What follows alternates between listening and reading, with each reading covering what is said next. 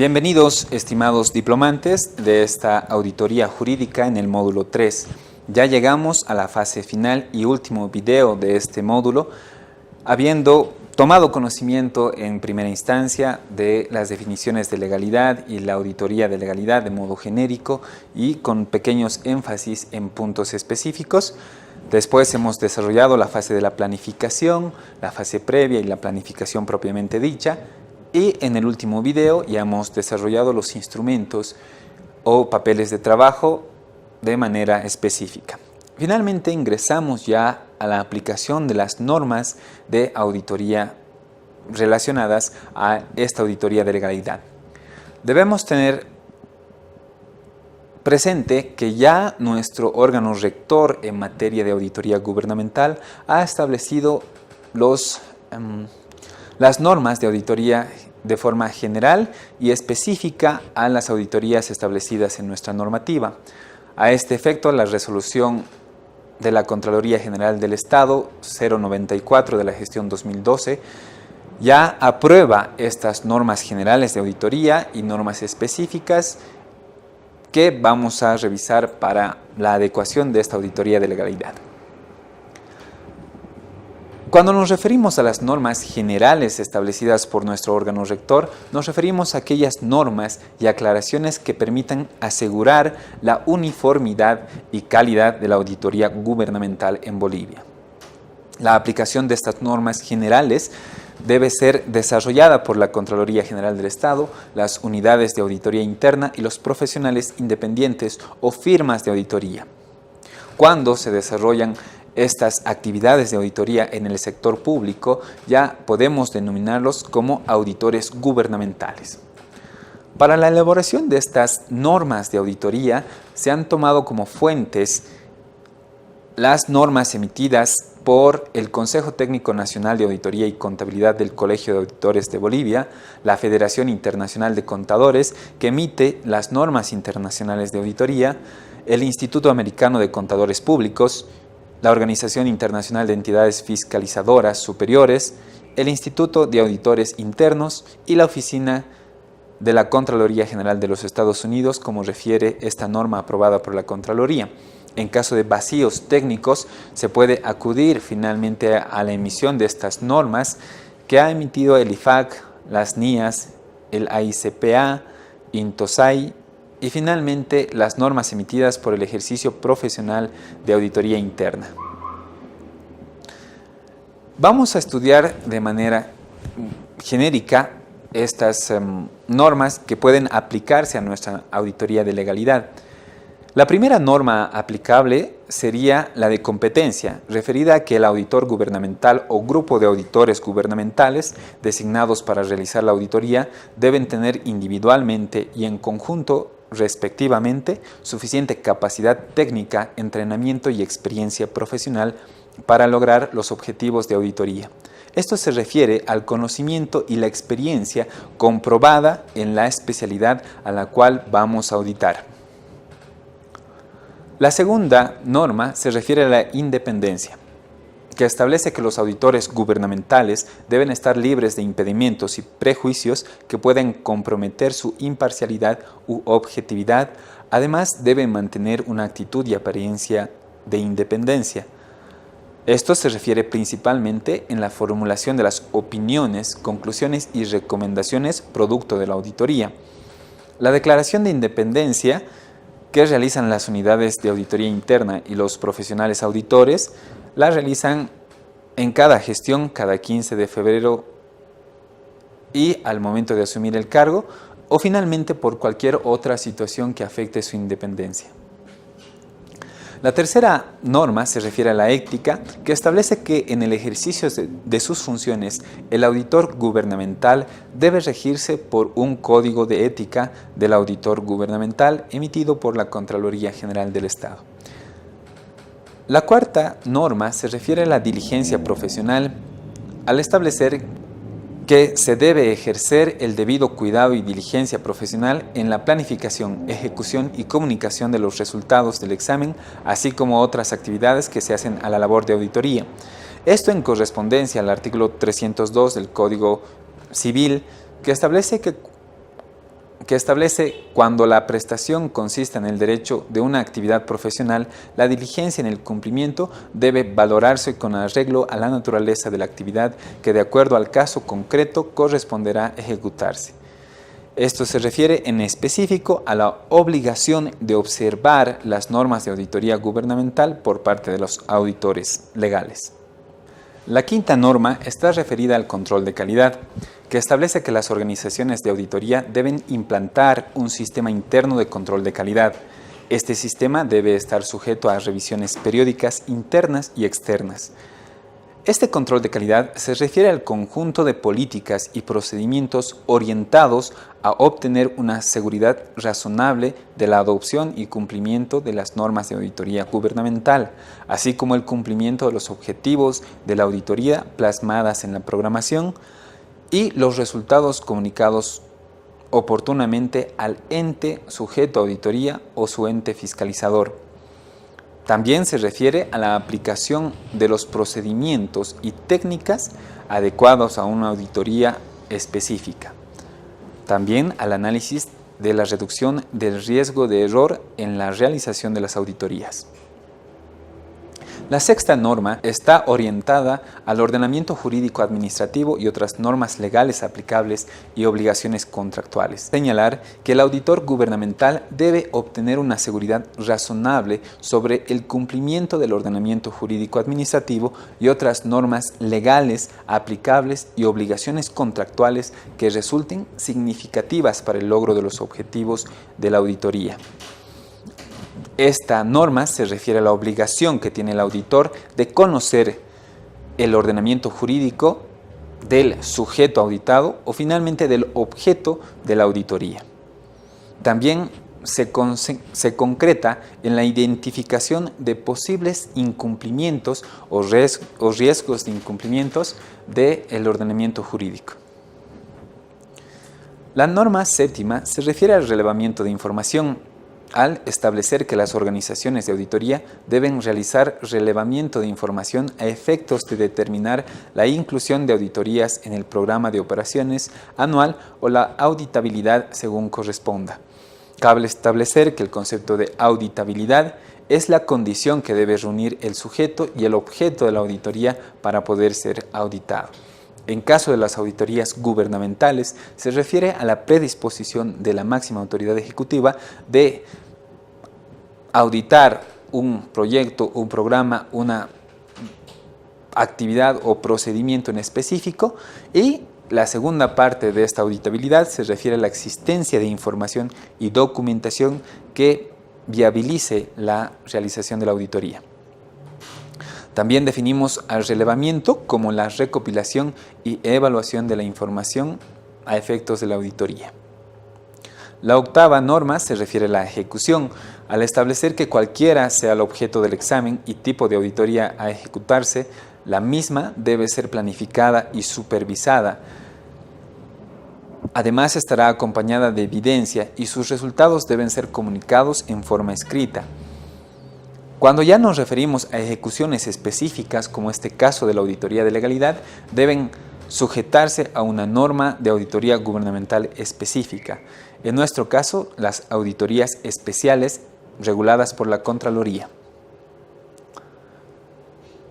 La norma novena, referida al seguimiento, establece que la Contraloría General del Estado y las unidades de auditoría interna de las entidades públicas deben verificar oportunamente el cumplimiento de las recomendaciones contenidas en sus informes.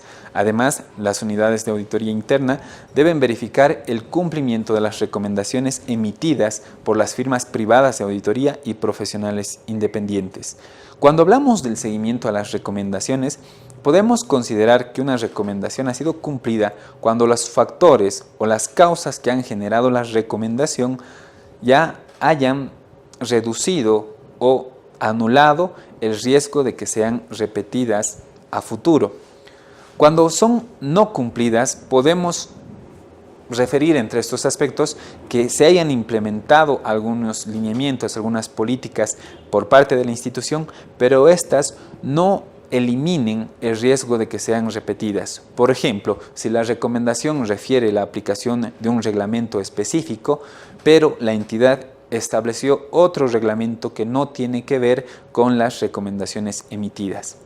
Y finalmente se considera una recomendación no aplicable cuando varíen, por ejemplo, las circunstancias jurídico-legales de la entidad o la normativa haya modificado las funciones o atribuciones o en su caso una entidad haya cerrado o se haya fusionado a otra, ya no existiendo el riesgo de que sean repetidas de la misma forma que fueron observadas por la auditoría. Ya ingresando a nuestra materia específica, hemos señalado al principio de este módulo que no hay reglamentación específica de la auditoría de legalidad propiamente dicha. Sin embargo, si debemos acudir a alguna normativa específica, cabe revisar la definición que hace la Contraloría General del Estado respecto a la auditoría especial, definiéndola como la acumulación y examen sistemático y objetivo de evidencia con el propósito de expresar una opinión independiente sobre el cumplimiento del ordenamiento jurídico administrativo y otras normas legales aplicables y obligaciones contractuales y, si corresponde, establecer indicios de responsabilidad por la función pública. El establecimiento de indicios de responsabilidad por la función pública no es un fin u objetivo de la auditoría, sino el resultado de la misma, sin perjuicio de las excepciones previstas en las normas establecidas en la auditoría especial. La primera norma referida a esta auditoría se refiere a la planificación, al establecer que la auditoría debe planificarse de tal forma que los objetivos del examen sean alcanzados efectivamente. La segunda norma se refiere a la supervisión, al definir que el personal competente debe supervisar sistemática y oportunamente el trabajo realizado por los profesionales que conformen el equipo de auditoría. La tercera norma del control interno señala que debe efectuarse la evaluación del control interno relacionada con el objetivo y objeto del examen, a efectos de la planificación de la auditoría.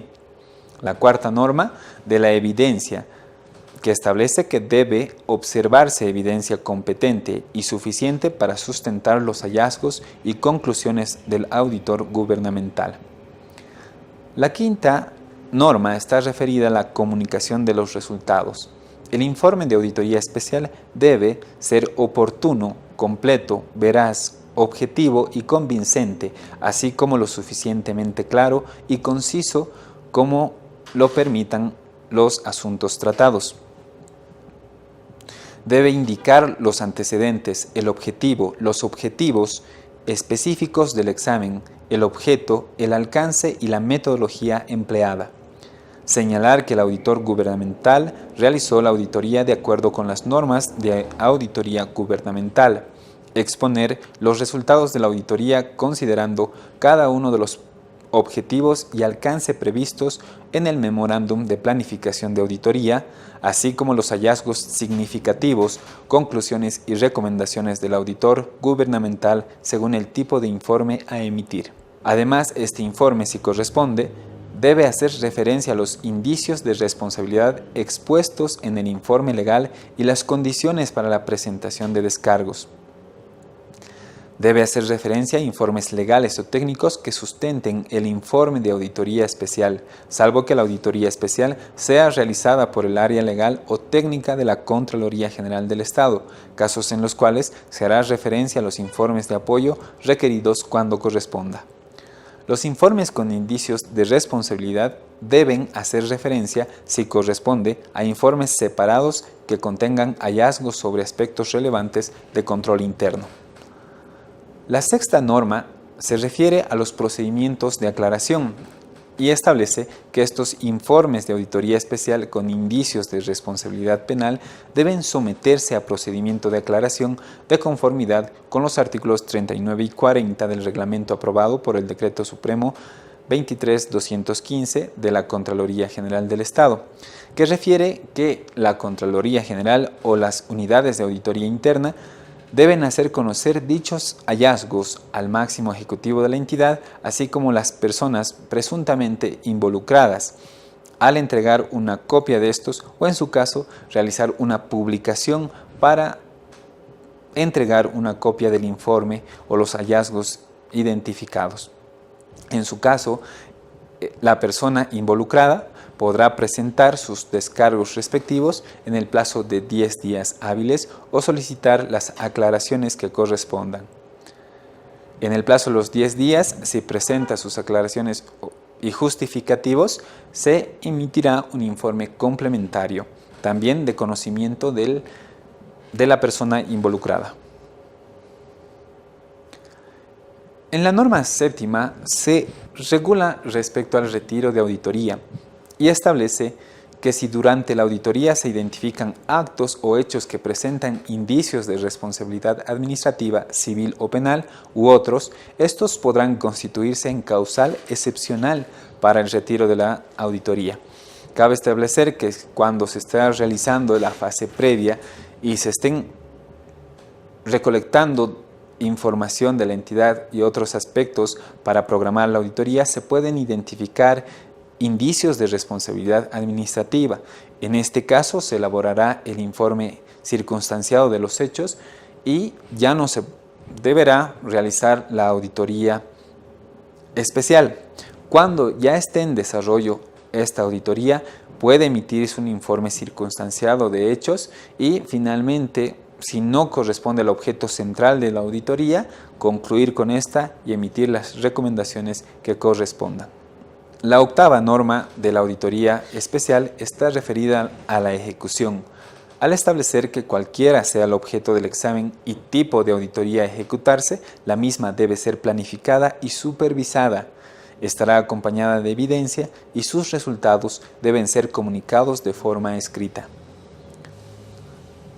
Bajo este contexto normativo de la regulación realizada por la Contraloría General del Estado, es que debemos tratar de adecuar a nuestras auditorías legales que vayamos a realizar, tomando en cuenta el objeto, los objetivos, los alcances y el procedimiento y técnicas establecidas para lograr la mayor efectividad en el desarrollo de nuestra auditoría de legalidad. Sin embargo, en este video vamos a complementar nuestra información con aquellas normas internacionales de auditoría, solo de manera referencial. Entre estas podemos identificar a las NIA 200 respecto a los objetivos globales del auditor independiente, la NIA 210 referida a los acuerdos de los términos de encargo de auditoría, la NIA 220 del control de calidad de auditoría de estados financieros, la NIA 230 de responsabilidad del auditor en la preparación de la documentación, la NIA 240 de responsabilidades del auditor en la auditoría de estados financieros con respecto al fraude, la NIA 250 de responsabilidad del auditor de considerar las disposiciones legales y reglamentarias, la NIA 260 de responsabilidad que tiene el auditor de comunicarse con los responsables de gobierno, la NIA 265 de responsabilidad que tiene el auditor de comunicar adecuadamente, la NIA 300 de la responsabilidad de planificar, la NIA 315 de la responsabilidad para identificar y valorar riesgos, la NIA 320 de responsabilidad de aplicar el concepto de importancia relativa, la NIA 330 de responsabilidad de diseñar e implementar respuestas, la NIA 402 de responsabilidad de la entidad usuaria de obtener evidencia de auditoría, la NIA 450 de responsabilidad de evaluar el efecto de las incorrecciones identificadas, la NIA 500 de evidencia en una auditoría de estados financieros, la NIA 501 de consideraciones específicas del auditor, la NIA 505 de procedimientos de confirmación externa, la NIA 510 de relación con los saldos de apertura en un encargo inicial, la NIA 520 de procedimientos analíticos como procedimientos sustantivos, la NIA 530 de muestreo de auditoría en la realización de procedimientos, la NIA 540 de responsabilidad del auditor en relación con las estimaciones contables, la NIA 550 de relaciones y transacciones con partes vinculadas en una auditoría, la NIA 560 respecto a los hechos posteriores al cierre, la NIA 570 de utilización de la dirección de hipótesis de empresa en funcionamiento, La NIA 580 de obtención y manifestaciones escritas de los responsables. La NIA 600 de consideraciones particulares aplicables a las auditorías de grupo.